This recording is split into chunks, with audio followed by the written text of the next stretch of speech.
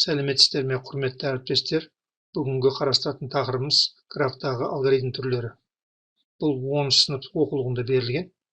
Осыны түсіндіріп өтпекшімін. Графтың анықтамасы. Алғашқы рет 18 ғасырда графтар туралы түсінік пайда болған. Кейіннен 20 ғасырдың басында графтар теориясы деп алғашқы рет венгр математигі Денис Кёник енгізген. Граф бұл нүктелер жиынынан және осы нүктелерді байланыстыратын қабырғалар құрылған сызба. Графтың екі түрі бар. Біріншісі бағдарланбаған граф, екіншісі бағдарланған граф. Бұлай қарап отырсаңыз, бағдарланған графта мынандай стрелка тұр. Бағдарланған және бағдарланбаған граф Г әрпімен белгілейді. Г және В, деген нәрселер бар. В деген ол төбелер саны, Е қабырғалар саны. Екеуі біргелікте графтар элементтері дейді оны. Және граф дәрежесі деген нәрсе бар. Мынандай қылып жазылады. Және граф өлшемі мынандай түрде жазылады. Графты енді программасын құрмастан алдын оны матрица түріне келтіру керек. Байланыс матрицасы арқылы сипаттаймыз. Яғни бағдарланбаған граф мынандай түрде берілген болса, осыны матрица түріне қалай жазамыз? I дегеніміз ол қатарлар саны, J дегеніміз ол бағандар саны. Енді мына жерде қарасаңыздар, 1-ден 2-ге дейін жол бар, 1-ден 4-ге жол бар, 1-ден 3-ге жол жоқ. Яғни жол бар жерлерге бағандарына, яғни мына қатарда, бірінші қатарда, міне 1 дегеннен бірінші қатарда 2-ге жол бар, 4-ге жол бар. Міне 2-ге жол бар, 4-ге жол, 3-ге жол жоқ. Өзімен жоқ жолдарға 0 қойып шығамыз да, барларына 1 қойып шығамыз. 2-ден мысалы. Екінші төбеден 1-ге жол бар, 4-ге жол бар, 3-ге жол бар. Барлығына жол бар. Өзінен басқасының бәріне 1 қойып шығамыз. 3-тен, үшінші төбеден 3-тен 1-ге жол жоқ, сондықтан 0 қоямыз. 3-тен 2-ге жол бар, 1 қоямыз. 3-тен өзіне 0 қоямыз. 4-ге 1. 4-тен барлығына жол бар. Өзінен басқасының бәріне 1 қоямыз. Яғни жол бар болса 1 қойылады, жол жоқ болса 0 қойылады. Граф, бағдарланбаған граф мынандай түрде берілген болуы да мүмкін. Яғни мына жерде сандар беріледі. Нақты сандар. Ол мысалы сағатты білдіруі мүмкін, немесе басқа нәрселерді де білдіруі мүмкін. Уақытпен есептесек, мысалы бірінші қаладан екінші қалаға 6 сағатта барады, бірінші қаладан 4-ші қалаға 2 сағатта барады, 3-ші қалаға жол жоқ дегендей. Осылай толтырып шығамыз. Яғни мына бірлердің орнына мына сандарды қойып шығамыз. 1-ден 2-ге дейін 6, 1-ден 4-ге дейін 2, қалғандарына 0. Осылайынша басқаларын да толтырып шығамыз. Матрица түрінде осылай жазылады. Бағдарланған граф деген бар. Яғни артқа қайтуға болмайды. Қай жаққа бағдарланып тұрса, сол жаққа жүріледі. Сосын дәл содан егер артқа стрелка қойылмаған болса, онда артқа қайтылмайды. Онда мына жерден 1-ден 4-ге жол жоқ. Сондықтан ол жерге 0 қойылған. Міне қарап отырсаңыздар. 1-ден 2-ге жол бар, 1, қалған бәрі 0. 3-ге де жол жоқ. Дәл солай мына 2-ден де сондай. 2-ден 1-ге кері қарай жүре алмайды, себебі стрелка мына жаққа бағдарланып тұр. 4-ге бар, 3-ге бар.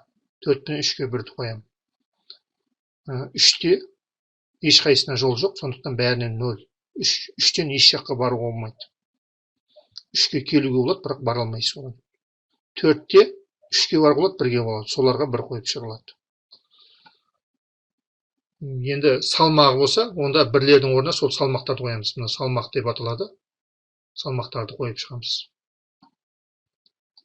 Енді басқаша түрде жазуға да болады.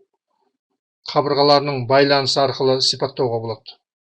Яғни мынандай граф берілген болса, салмақтары берілген болса, онда 1-ден 2-ге, міне 1-ден 2-ге 6 салмағы, 1-ден 4-ге 2, сосын 2-ден 3-ге 4, 2-ден 4-ге 3 деп барлығын жазып шығамыз. Бұның жақсы жері, бұл жерде нөлдер жазылмайды, тек қана сандар жазылады. Айырмашылығын байқаған болсаңыздар, мына жерде нөлдерді жазып, біз орын аламыз. уақыт құртып отырамыз. Ал мына жерде тек қана сандар жазылған барлығы.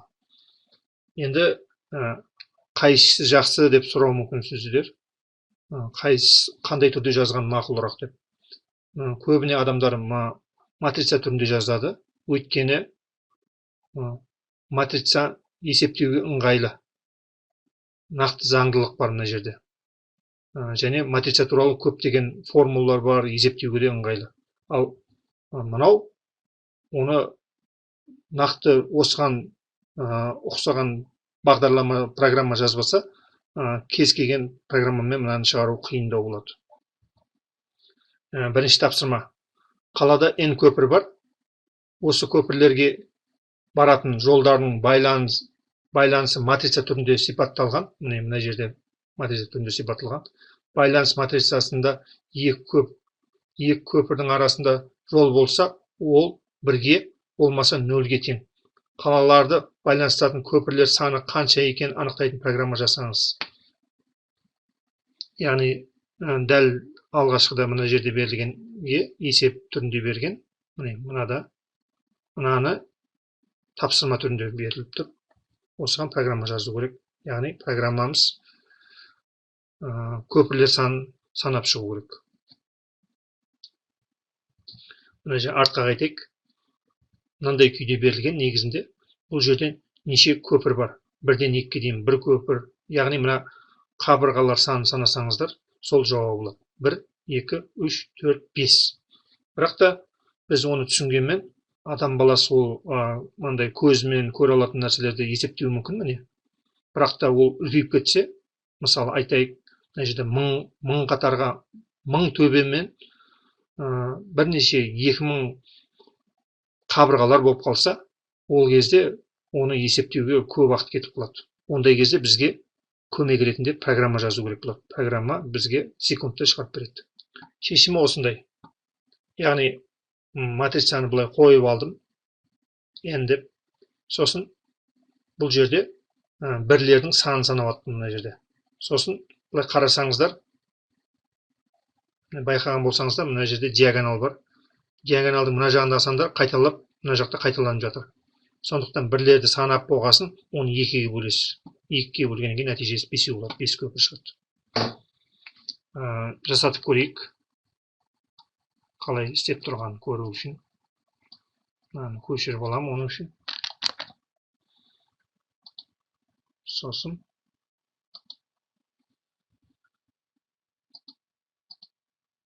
мына жерге тастаймыз. F5-ті басам, сақтауды сұрайды. 1 десем, мысалы 1 деп сақтайық. Міне 5 шығады тұр, қарасаңыздар. Нәтиже 5.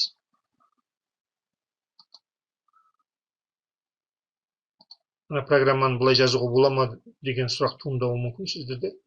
Ол дұрыстап қойып негізінде. Көрсетейін. Open, жаңа 1 дегенді. Көрсетем 1. Ол компилятор негізінде бәрін дұрыстап жазып қойды. Мен жаңағыдай бір қатарға тастағанмен ол дұрыстап қойды. Міне. Осыны жүргізген кезде 5 шығып тұр міне. Қарасаңыздар.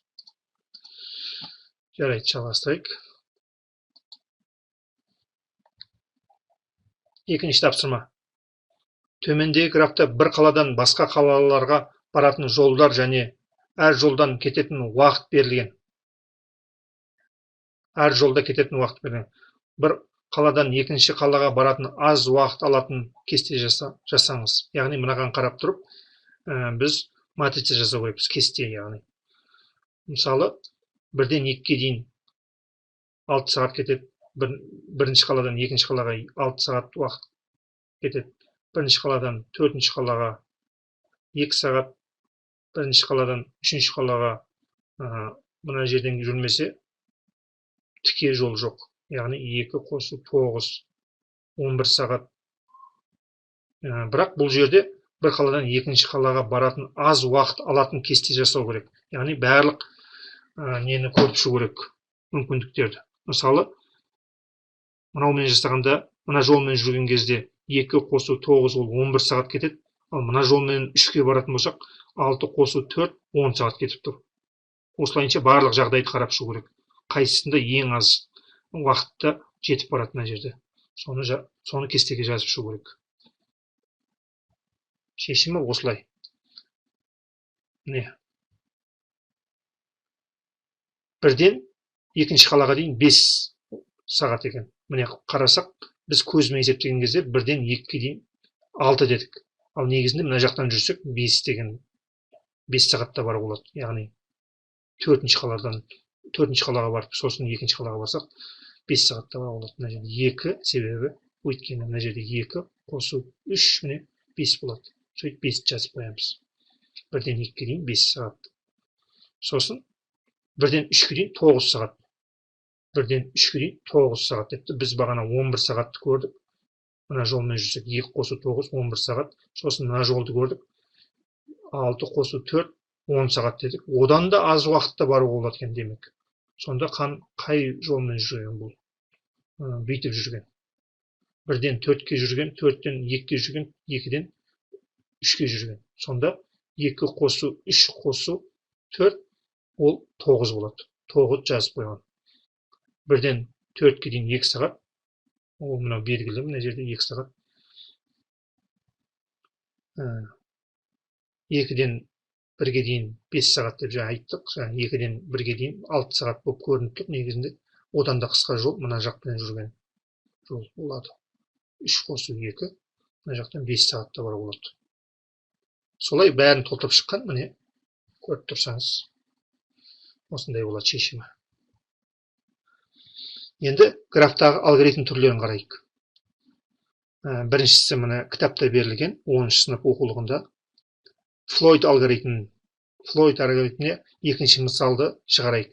Екінші тапсырманы яғни. Екінші тапсырмамыз осылай берілген. Осыны біз Флойд алгоритмі арқылы шығарайық. Матрица түріне келтіру керекпіз оны. Флойдта тіке жол жоқ жерлерді 100 деп жазып шығамыз. Мысалы, бірден 2-ге дейін 6 сағат, 6 салмағы, бірден 4-ге дейін 2, бірақ бірден 3-ге дейін тіке жол жоқ қой, сондықтан 100 деп жазып қоямыз. Үлкен сан жазып қоямыз, яғни 100 болуға шарт емес, 1000 деп жазып қоюға болады. Мына жерде мен 100 деп алдым. Дәл солай бағана жазып шыққан еді негізінде. Мына жақта келтірілген. Міне, мына жерде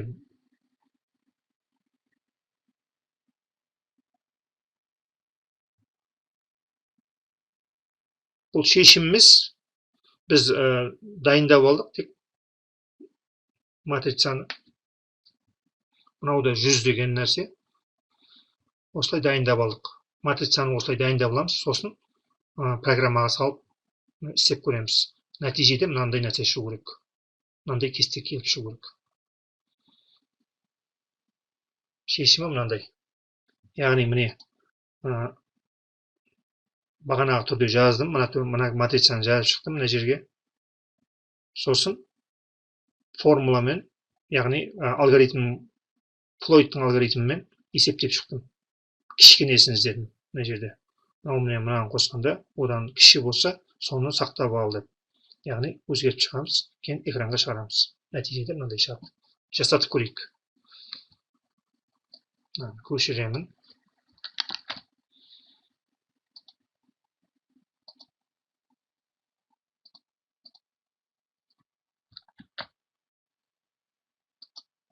Неге бір қатарда жазып атыр деп таңғалмаңыздар. Бұл өз жөндеп дұрыстап жазып қояды. Мынандай тастайын, сақтауды сұрайды. Флойд деп қояйын. Флойд алгоритм. Міне, кестені жөндеп жазып шықты.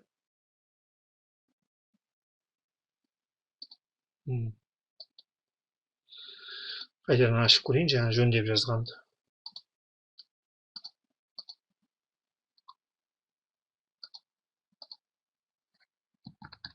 Флойд.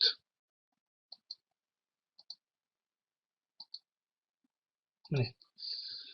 Алғашқыда мынандай еді матрица. Алғашқыда дегенде, мына жерге экранға шығарсақ болатын еді. алғашқыдағы деп. Мысалы, сіздерге түсінікті болу үшін. Бүйтіп жазамын. Одан алдын бір мәтін жазып қойсам болады. Print.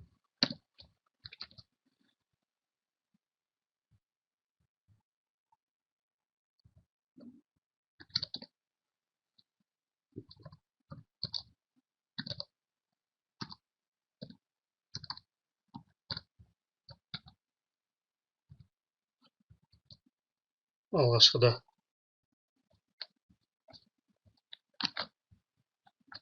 сосын деп.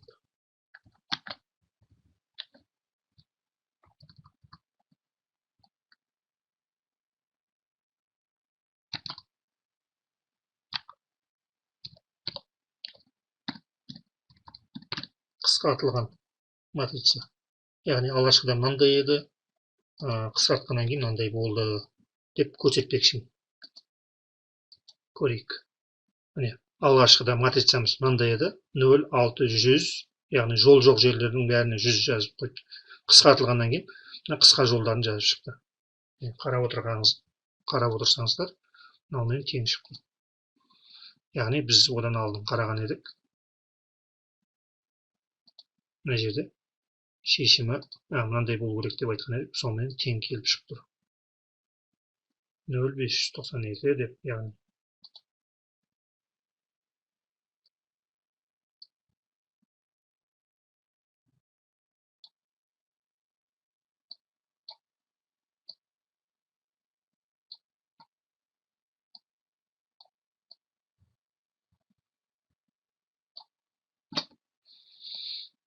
міне 0592, значит 0592 5043 5043 9407 9407 2370 2370. Ең қысқа жол осы болып есептеледі. Алғашқыда мынандай еді. Қарасақ, көп нәрсе өзгерген. Мына жерде 9-дың орнына 7 жазылған. Яғни қысқа жолдарын тапқан программа. Жарайды, жалғастырайық. Флойд алгоритм деген осы. Яғни біз көзмен жаңағыдай қысқа есептер болса шығара аламыз, бұлай қарап отырып. Бірақ та бізде 100 қатарға 100 бағаны бар есептер болып қалса, матрица үлкен, өте мыңға мың қатар болса, ол кезде біздің күшіміз жетпей қалады. Осындай кезде программа керек. Мына программаға салып жібереміз, мына жерде матрицаның ұзындығын жазамыз, немесе файлменен береміз. Файлда сақтап қойып, соны мына жерден оқимыз файл.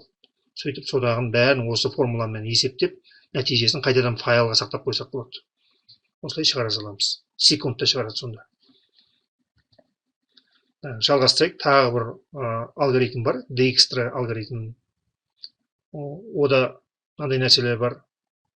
3 айнымалы бар. Яғни n деген.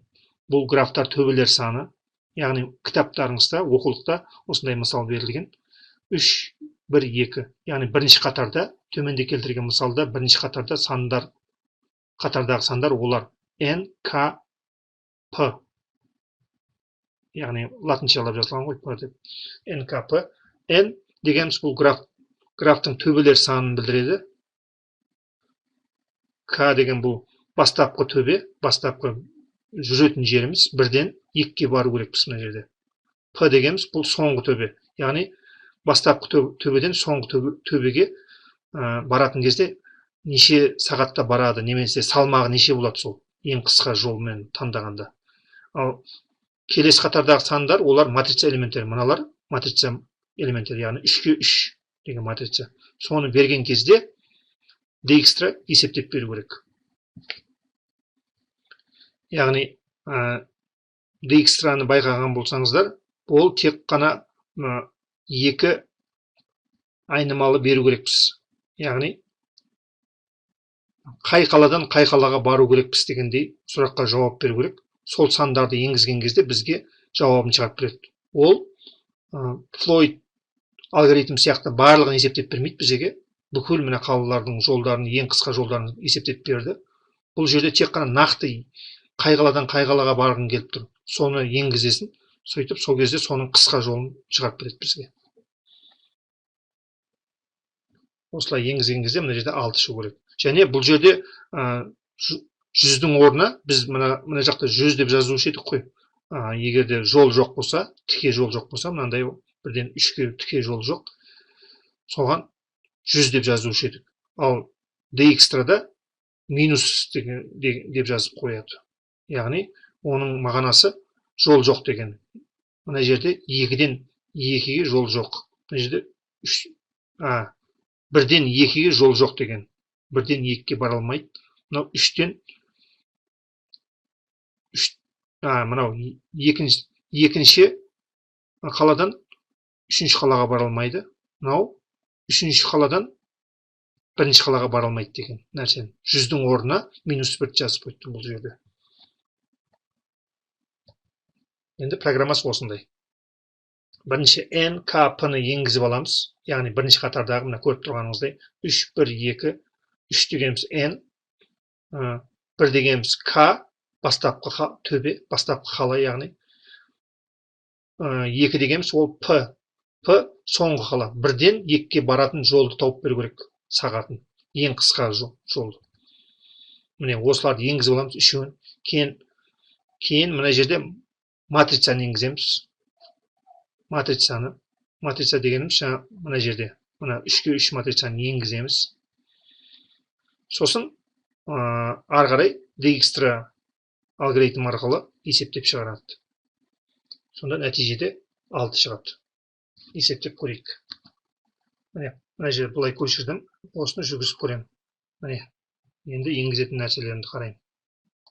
Міне, 3, 1, 2-ні енгізем. Міне, 3, 1, 2-ні енгіздім. Енді мынаны енгізем. 0, -1, 2. 0, -1, 2.